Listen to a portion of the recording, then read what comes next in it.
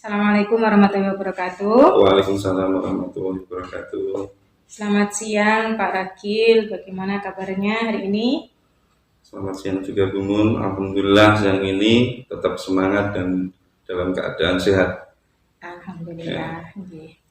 Pak Rakil, untuk pertemuan kita hari ini sebenarnya dalam maksud untuk melakukan kegiatan supervisi akademik sebagai tugas saya dalam pendidikan guru penggerak.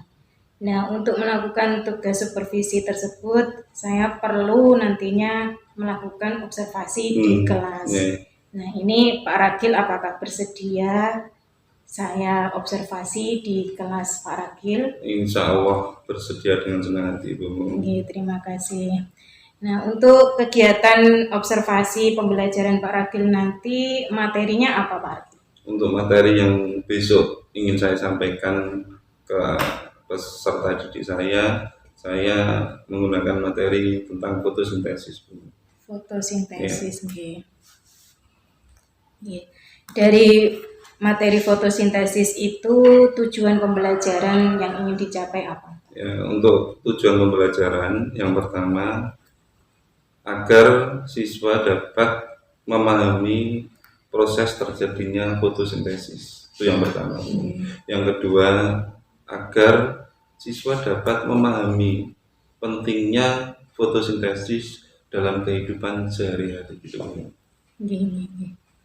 Nah, dari tujuan itu yang menginginkan anak-anak itu selain paham konsep juga nanti berarti ada upaya dari Pak Rakil untuk membentuk suatu pembelajaran yang bermakna. Terima kasih. Nah, untuk mencapai tujuan pembelajaran tersebut, apa yang perlu dipersiapkan Pak Rakil? Yang pertama tentunya saya akan menyiapkan rencana pembelajaran itu. Yang kedua, media ajar. Dan media ajar ini akan saya sesuaikan dengan karakter peserta didik yang ada di kelas 4 yang saya pegang. Yang ketiga, LKPD umum. Yang terakhir tentunya lembar penilaian. Di mana lembar penilaian ini supaya saya bisa mengerti atau tahu tentang hasil pembelajaran, apakah anak didik saya bisa menerima semuanya apa enggak gitu. Tadi Pak Rakil menyampaikan akan mempersiapkan media yang sesuai dengan kemampuan karakter. Berarti di sini Pak Rakil sudah melakukan identifikasi kebutuhan belajar anak. Kebutuhan belajar anak di kelas 4 itu seperti apa Pak Rakil? Untuk karakter anak-anak itu sendiri itu berbagai macam karakter umum. Bahwasanya ada anak yang cepat dalam menerima pembelajaran, ada juga yang anak itu butuh perlakuan khusus karena karakternya sangat berbeda dengan yang lain. Itu. Nah, dari identifikasi kebutuhan belajar peserta didik di kelas 4 tadi yang sudah menemukan bermacam-macam karakter itu. Nah, itu area pengembangan apa yang ingin dicapai Pak Rakil? Yang ingin saya capai untuk peserta didik saya bahwasanya untuk memfasilitasi kemampuan karakter anak yang berbeda-beda, karena setiap anak juga sikapnya juga berbeda-beda. Yang kedua, untuk mengembangkan kemampuan sosial, emosional anak peserta didik saya juga. Yang ketiga, untuk memfasilitasi keterampilan anak dalam menyelesaikan proyek, yang nantinya agar anak itu bisa menyelesaikan materi demi materi yang saya sampaikan. Berarti Pak Rakil tadi ingin ya memfasilitasi kebutuhan belajar siswa yang beragam dengan menyusun rencana pembelajaran dan juga mengembangkan sosial emosional. Nah, itu juga proyek juga. Terus untuk melakukan semua itu strategi apa Pak Rakil yang sudah direncanakan saat ini? Ya, bahwasannya dengan strategi berdiferensiasi dapat mengakomodir kebutuhan anak peserta didik saya yang sifatnya itu berbeda-beda, agar lebih dipahami dengan karakter yang lebih berbeda-beda. Itu tuh strategi yang akan saya terapkan di dalam pembelajaran nanti.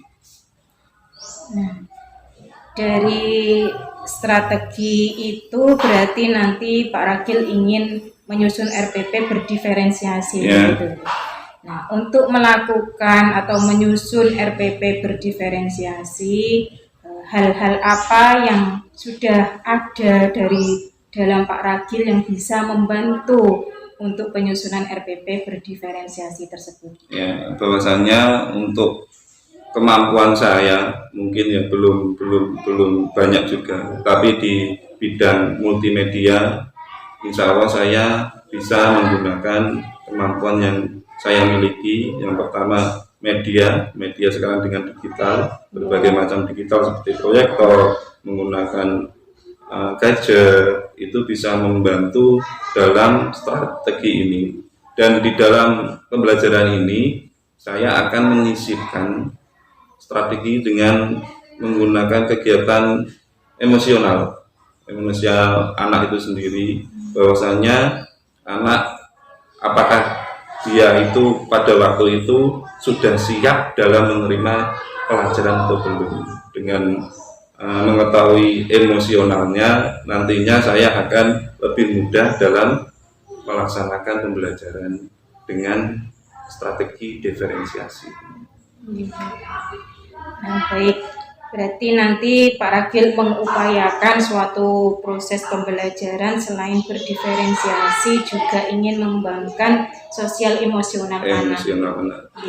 Untuk mengembangkan sosial emosional anak tersebut, karena kita akui bersama bahwa anak-anak itu juga perlu kita kembangkan kemampuan sosial emosional, sehingga di dalam diri anak ada kesadaran diri untuk belajar, untuk berelasi dengan teman, dan lain-lain sebagainya. Itu hal apakah yang sekiranya dari Pak Ragil bisa mendukung untuk kegiatan pengembangan sosial emosional anak tersebut? Oh iya, terima kasih. Untuk kekuatan yang akan saya gunakan dalam pembelajaran besok, saya juga akan menerapkan dengan sistem bawah alam sadar. Bahwasanya Bungun, besok saya akan menggunakan teknik stop Bungun untuk melatih emosional anak. Teknik stop itu contohnya kita bernafas dalam-dalam dengan menghirup udara dari hidung, terus dimasukkan di dalam seluruh tubuh, dan anak itu pasti merasakan. Dan gerakannya dihirup pelan-pelan, ditaruh di perut, di dada. Setelah itu dikeluarkan secara perlahan-lahan. Nantinya anak itu akan merasakan relaksasi yang sangat luar biasa. Bahwasanya dengan teknik stop ini, Bungun, bila mana digunakan secara rutin, akan meningkatkan keterampilan merespon. Ya, merespon anak, responnya lebih cepat, dan juga akan lebih untuk mengambil keputusan itu akan lebih relatif. Untuk anak itu sangat bagus sekali kalau sistem stop ini digunakan secara rutin di dalam setiap pembelajaran. Teknik pertama itu, dan teknik kedua saya juga pernah mengikuti untuk pelatihan hipnotis. Bagaimana pelatihan hipnotis itu dibantu agar anak itu mampu mengikuti gerak kita. Dan sebenarnya untuk hipnotis sangat bagus juga untuk merelaksasi anak itu sendiri agar lebih rileks dalam menerima pembelajaran. Itu. Ya, baik, luar biasa sekali ya. Itu suatu pengalaman berarti ya, pengalaman-pengalaman dari Pak Ragil ini nanti bisa diterapkan dalam suatu pembelajaran dan memang kalau itu bisa berkelanjutan dan rutin, insya Allah akan berdampak Amin. bagus untuk Ya. anak-anak. Baik. Nah, untuk melakukan teknik-teknik atau strategi tersebut, kesulitan apa yang Pak Ragil temui? Untuk kesulitannya, anak harus fokus. Ya, kalau anak tidak fokus, teknik-teknik yang saya gunakan itu tidak akan tercapai, karena melatih fokus juga itu tadi, bahwasanya dari pertama saya harus menggunakan teknik stop juga penting untuk fokus anak, karena setelah kita melaksanakan teknik itu terus melakukan kegiatan selanjutnya, mungkin anak akan lebih semangat lagi dalam pelaksanaan pembelajaran berikutnya setelah kita menggunakan teknik stop, yaitu menghirup udara dari dalam dan merasakan semua ke seluruh bagian tubuh gitu kan. Baik, berarti Pak Ragil ini sudah ada persiapan jika nanti pelaksanaan terdapat hambatan atau kesulitan, diantaranya yang sudah disebutkan tadi Pak Ragil, kesulitannya ada di fokus anak. Adakah rencana dari Pak Ragil untuk mengatasi kesulitan tersebut, untuk memunculkan fokus anak kembali? Nah, untuk memunculkan fokus anak, pasti saya menggunakan teknik yang kedua, yaitu hipnotis. Kita pegang, cara kita pegang, anak kita tatap, harus fokus ke saya, bahasanya nanti dengan teknik hipnotis yang saya pelajari, insya Allah anak akan lebih fokus lagi. Yang nantinya kalau anak itu kurang fokus dan belajar. Gitu. Bagus sekali rencana Pak Ragil untuk melakukan kegiatan pembelajaran berdiferensiasi sekaligus mengembangkan sosial emosional anak dengan pengalaman-pengalaman Pak Ragil sebelumnya yang itu luar biasa. Semoga nanti bisa benar-benar diterapkan. Nah, untuk penerapannya di dalam pembelajaran itu, teknik-tekniknya sudah disampaikan oleh Pak Ragil tadi, itu disampaikan ketika apa? Untuk sistem stop, yang teknik yang pertama, agar anak itu rileks, semangat, pasti yang pertama awal pembelajaran. Setelah awal pembelajaran, yang kedua saya lakukan setelah inti, ada 2 kali. Yang pertama, saya menggugah rasa anak itu semangat dengan menggunakan sistem itu sendiri. Setelah itu bagian inti, pasti di bagian inti anak pasti akan jenuh, bahwasanya akan jenuh. Setelah jenuh pasti dia tidak akan fokus. Setelah kelihatan anak nggak fokus, saya menggunakan teknik stop itu tadi untuk mengembalikan relaksasi anak, juga semangat anak ke pembelajaran selanjutnya. Baik, luar biasa paparannya Pak Ragil, termasuk rencana-rencana yang akan dilakukan pada kegiatan observasi nanti, itu luar biasa. Nah, untuk melaksanakan semua itu, dukungan apa yang Pak Ragil butuhkan? Ya, yang pertama pastinya dukungan yang saya perlukan dari teman-teman sejawat. Yang kedua, media itu juga sangat berpengaruh dalam pembelajaran nanti, karena dengan media saya sendiri lebih mudah untuk menyampaikan. Contohnya, kalau anak kemampuannya cepat, saya insya Allah akan menggunakan media ajar di platform Merdeka Belajar, juga ada seperti lab online itu, lab maya itu tadi, lab online itu anak bisa mencari sendiri, anak bisa menggerakkan sendiri meskipun dengan sentuhan. Anak juga bisa mengalami, melihat sendiri. Tapi kalau dengan kemampuan sedang, saya akan membimbing dengan melihat video tentang pembelajaran yang besok yang saya sampaikan. Gitu, Bu. Meskipun Pak Ragil ini belum menyusun, pembelajaran, tapi sudah ada gambaran ya. Ini luar biasa. Nah, untuk melaksanakan dari rencana-rencana Pak Ragil itu tadi dan pelaksanaannya nanti, itu ada gambaran dari Pak Ragil tingkat keberhasilannya untuk siswa bagaimana?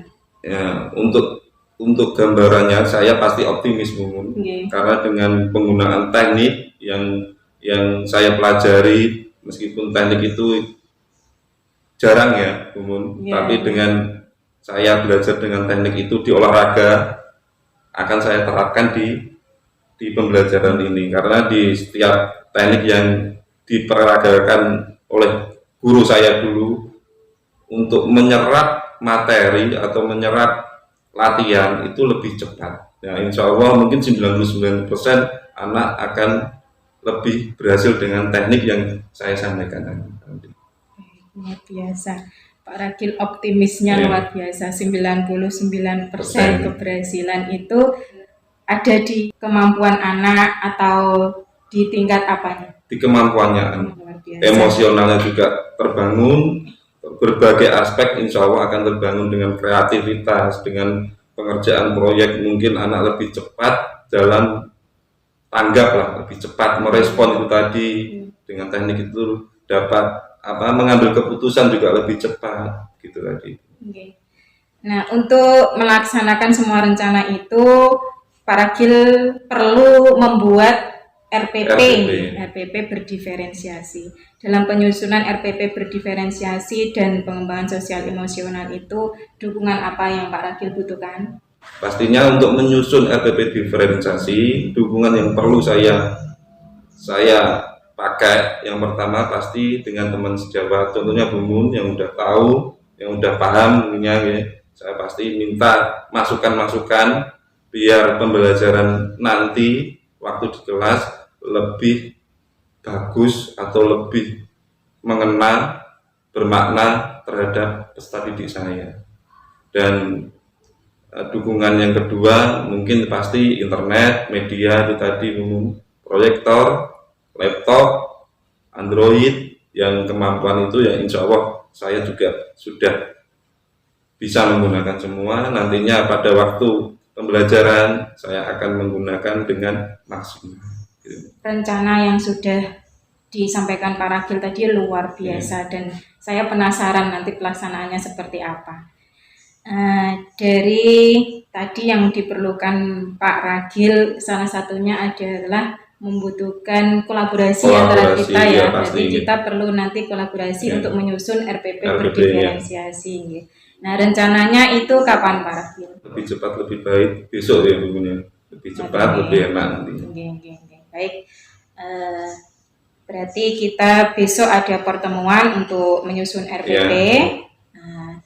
Dan dari rencana-rencana Pak Ragil tadi itu nanti juga dimasukkan dalam RPP tersebut ya. Semoga nanti bisa dilaksanakan benar-benar di kelas untuk saya lakukan observasi di supervisi akademik tersebut. Baik, saya ingin tahu seperti apa yang sudah disampaikan hipnotis itu tadi. Semoga benar-benar besok bisa diterapkan ya Pak Ragil. Tergantung anaknya. Kalau anaknya sudah fokus, teknik tersebut pasti enggak saya gunakan. Yang pertama pasti saya menggunakan teknik stop. Kalau anak itu sudah fokus, berarti teknik yang kedua tidak saya terapkan. Kalau masih tidak fokus, teknik kedua insya Allah saya terapkan. Yang hipnotis tadi. Baik, terima kasih Pak Ragil. Baik, untuk pertemuan diskusi hari ini saya rasa sudah mendapatkan titik terang untuk kegiatan besok. Semoga bisa berjalan dengan lancar. Amin.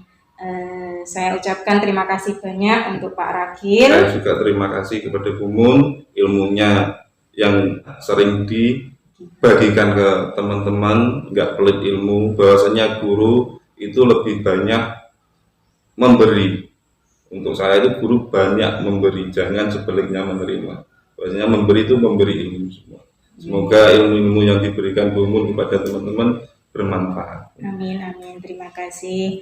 Percakapan hari ini luar biasa, bisa memberikan suatu gambaran-gambaran yang luar biasa untuk pembelajaran nanti. Semoga nanti bisa terlaksana dengan baik, kegiatan pembelajarannya juga berdampak baik untuk anak-anak juga. Terima kasih Pak Ragil untuk waktunya hari ini. Terima kasih juga Bu. Assalamualaikum warahmatullahi wabarakatuh. Waalaikumsalam warahmatullahi wabarakatuh.